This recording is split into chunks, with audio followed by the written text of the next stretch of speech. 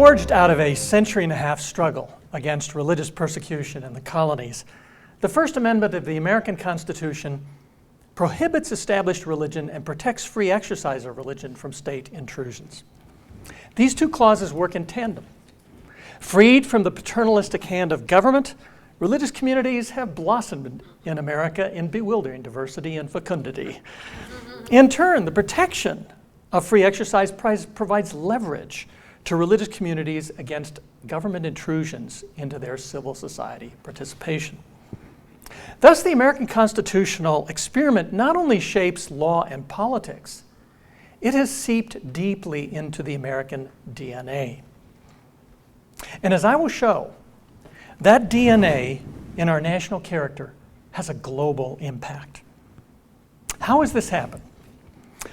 The first way is by example.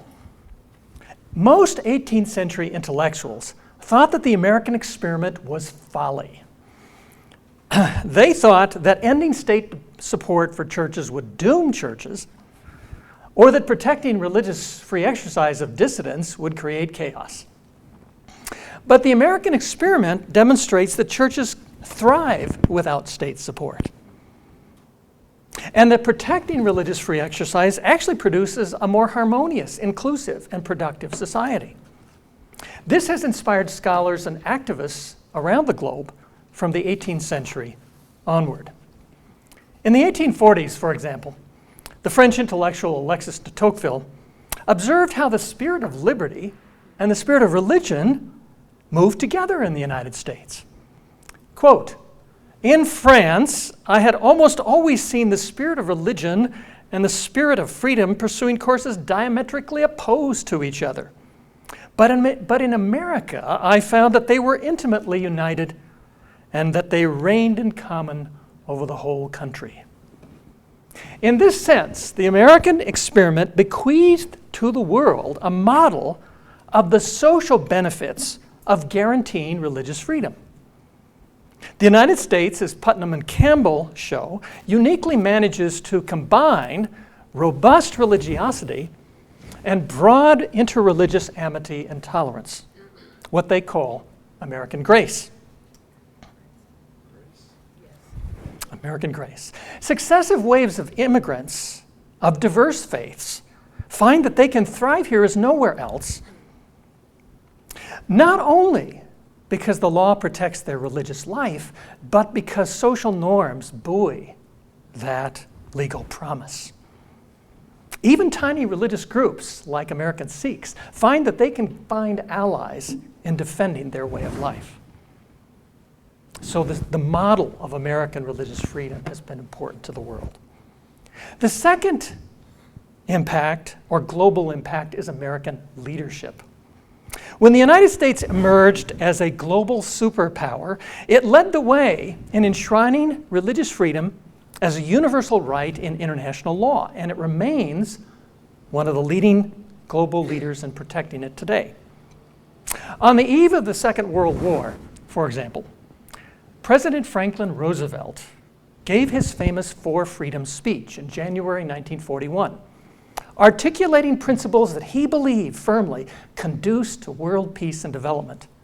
One of those four fundamental freedoms was, quote, "the freedom of every person to worship God in his own way everywhere in the world," unquote. In the searing aftermath of the Holocaust, the United States played a leading role in developing the Universal Declaration on Human Rights through the leadership of Eleanor Roosevelt, who chaired the UN committee that drafted the Declaration. Article 18 of that foundational document, adopted by the United Nations in 1948, provides this ringing statement of principles. Everyone has the right to freedom of thought, conscience, and religion.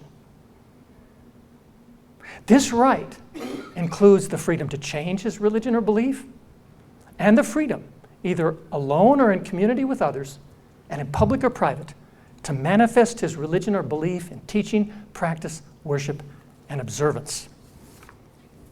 Similar language is found in international covenants that virtually all nations have signed, if sadly not followed. The American experience and model also profoundly influenced the eloquent embrace of religious freedom by the Catholic Church at the Second Vatican Council. It was an American Catholic theologian, John Courtney Murray, deeply steeped in the American constitutional heritage, who crafted the language for the Catholic Church's document or Declaration on Religious Liberty.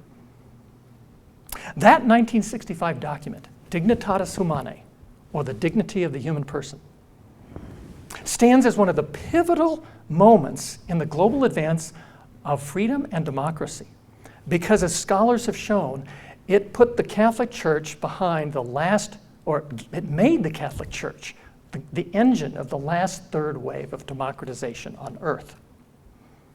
American leadership continued during the Cold War, where the denial of religious freedom became a subtext of relations between the United States and the Soviet Union, something that we forget today. The Helsinki Accords in 1975 tied territorial sovereignty to the Soviet Union, to advances in human rights. It leveraged human rights by guaranteeing territorial sovereignty to the Soviet Union. Article 8 of the Helsinki Accords states this: the participating states will respect human rights and fundamental freedoms, including the freedom of thought, conscience, and religion or belief, unquote. More recently, Congress invoked the American tradition of religious liberty in its landmark International Religious Freedom Act of 1998, which, believe it or not, makes the promotion of religious freedom a core objective of American foreign policy. What moved Congress to act was a striking and broad alliance of religious leaders backing the legislation. And what those religious leaders have told me is that they forged these unlikely alliances by leaders normally who fight like cats and dogs on domestic issues over the effort to protect a heightened scrutiny of religious freedom protection domestically. In other words, an effort to protect religious freedom at home propelled an effort to promote it abroad. That law mandates that our diplomatic personnel document the situation of religious freedom, the status of religious freedom in every country on earth. And it remains the gold standard of reporting on the status of religious freedom. You can watch it, you can read it online. That documentation helped buoy the third American global impact: research and advocacy by a booming infrastructure of think tanks, academic centers, and advocacy groups championing religious dissidents, international human rights, and international religious freedom.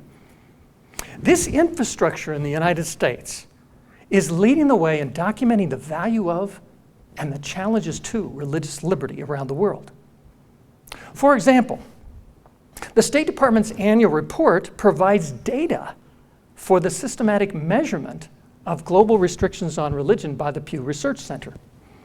You can actually go online and click on a country on earth and see its score on restrictions on religion, both by governments and by social hostilities. In turn, this global documentation enables scholars to do sophisticated statistical analysis connecting religious liberty to other social goods, something we've never had before. This research shows how repression of religious practice provokes a negative cycle of resistance, violence, and even terrorism. But that religious freedom protections produce a positive cycle of vibrant religious practice, peaceful societal contributions by religious groups, and democratic life. Yet at the very time that the value of religious freedom is becoming manifest, we see a worldwide crisis of repression. The Pew Research Center reports that 75% of the world's population lives in countries with high or very high restrictions on religion. And unfortunately, those restrictions are rising. But what we know from research is that repression of religion is one of the key drivers of the strife, violence, and instability afflicting so many parts of the world today. Regimes that severely violate religious freedom experience lagging economic development, corruption, abuses of power, repression of women and minorities, violent religious strife, that spills over borders. On the other hand, research shows, and we have powerful documentation, that links religious freedom and democracy, civil liberties, women's status, economic development, societal peace, and regional stability. The lessons from the American experience on religious freedom, in other words, represent a set of articles of peace for the world. Now, while things may seem bleak today, we are witnessing, in my view, an historic convergence of empirical evidence, unprecedented empirical evidence, and events on the ground that actually corroborate a key, profound, ontological insight from the American experience that human beings are spiritual creatures who thrive best and most harmoniously when they enjoy the freedom to express their fundamental dignity. In sum, religious liberty is crucial to thriving societies and is perhaps the best means of navigating the crucible of the 21st century, living with our differences in a shrinking world. The American experience, though never perfect, provided a model to the world of how protecting broad religious free exercise fosters vibrant civil society, unleashes positive contributions by religious communities, builds citizen loyalty, and cultivates mutual respect among competing faiths. This, in our world today, is a profound contribution of the American constitutional heritage. But ironically, we see troubles today in the cradle of liberty, as the American regulatory state is threatening to chip away at conscience rights and the autonomy of civil society actors by religious communities. We cannot afford amnesia about our heritage at a time when American leadership is desperately needed to uphold international law on religious liberty. Religious liberty, we must preserve it at home so that we can defend it abroad. Thank you very much. Freedom 101 is made possible by generous support from the University of Oklahoma Alumni Association. Freedom 101 is a program of the Institute for the American Constitutional Heritage at the University of Oklahoma. For more videos and podcasts, visit freedom.ou.edu.